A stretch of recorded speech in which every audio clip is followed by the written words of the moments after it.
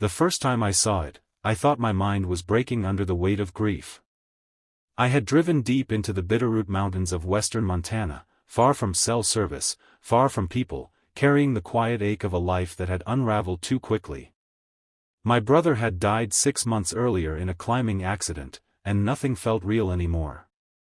The forest was supposed to help, miles of lodgepole pine, fog rolling through the valleys like breath from some ancient mouth. I parked my truck near an abandoned logging road and started hiking before sunrise, boots crunching over frost, air sharp enough to sting my lungs. By mid-morning I noticed the silence. No birds. No squirrels. Even the wind seemed to hesitate. That's when I found the tracks. They weren't bare. Too narrow. Not elk, wrong shape entirely. 3 long toes, deeply pressed into the mud near a creek bank, each print longer than my forearm. The spacing between them suggested something tall, something that moved with an easy, deliberate stride. I told myself it was a hoax, or erosion playing tricks on my eyes, but my pulse quickened anyway. I followed the creek upstream, telling myself I was only curious, that I'd turn back at the first sign of danger. Then the ground began to tremble. Not violently, just enough to feel through the soles of my boots, like a distant train moving underground. A low sound rolled through the trees, not a roar, not a growl, but something deeper, almost resonant, like a cello played by the earth itself. I crouched behind a fallen log as the smell hit me, wet stone, copper, and something wild and old. The underbrush parted. It stepped into the clearing with a grace that didn't match its size. Easily 15 feet tall, its skin mottled green and slate, catching light in patterns that reminded me of river rock. Powerful hind legs, a long counterbalancing tail, and arms tucked close to its body, ending in curved claws. Its head was unmistakable. A living theropod. Not feathered like modern reconstructions, but not naked either, thin, bristle-like filaments along its neck and spine. A dinosaur. Alive. In the lower 48. My mind screamed that this was impossible. Extinction. Science. Reality. Yet there it was, breathing, blinking, utterly unconcerned with the collapse of everything I thought I knew. It lowered its head to the creek and drank, each swallow rippling down its throat. A branch snapped beneath my knee. Its head snapped up instantly. Eyes, dark, intelligent, unsettlingly focused, locked onto me. Time fractured. I didn't run. I couldn't. We stared at each other across the clearing, predator and witness, both frozen in surprise. Then, slowly, it tilted its head. Not aggression. Assessment. I don't know why it didn't kill me. Maybe it had eaten. Maybe it sensed I wasn't prey.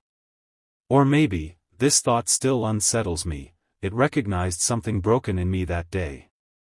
After a long moment, it exhaled sharply, turned, and vanished back into the forest, branches bending and snapping in its wake. I collapsed to my knees, shaking, laughing, crying all at once.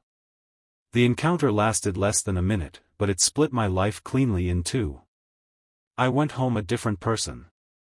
I tried to tell people at first. Friends, a park ranger I trusted, even a biologist at a small university.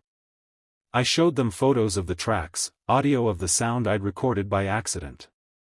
They smiled politely. Suggested stress.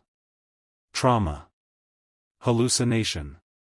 Eventually, I stopped talking. But the dreams started.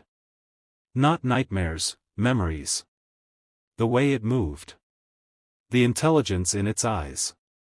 And always the sense that I had been allowed to leave, deliberately. That realization gnawed at me until I returned to the mountains the following summer, better prepared, better hidden, and driven by something stronger than curiosity. I found signs again. Broken trees. Scavenged carcasses stripped with surgical efficiency. And then, one evening at dusk, I saw more than one. A smaller one emerged first, maybe juvenile, chirping softly. Then another adult. A family. They weren't monsters hiding from humanity. They were survivors. Tucked away in the last places we'd written off as empty, protected by rugged terrain and our own arrogance. I realized then why no one found them. They didn't want to be found. I stayed downwind, watching as they interacted, gentle nudges, low vocalizations, a level of social complexity no fossil could ever convey. And I understood the unspoken truth pressing down on me: if the world learned about them, they would be gone within years. Captured, studied, exploited, or killed out of fear. As I backed away, careful not to announce myself, one of the adults looked directly at me. The same one, I think. It didn't chase me. It didn't warn the others. It simply watched, as if confirming a choice it had already made.